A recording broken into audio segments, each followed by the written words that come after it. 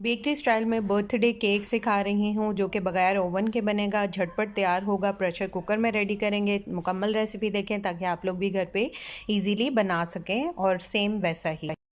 बिस्मिल्लाहिर्रहमानिर्रहीम, अस्सलामुअलैकुम। हुज़ैफ़ा's किचन में सबका वेलकम है। मैं हूँ ज़ोहरा उमर।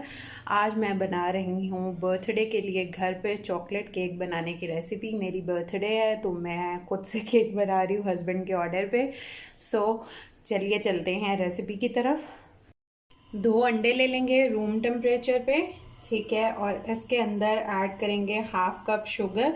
आप पिसी हुई चीनी भी ले सकते हैं, मैं इसको बीट कर लूँगी। बिस्मिल्लाहिर्रहमानिर्रहीम।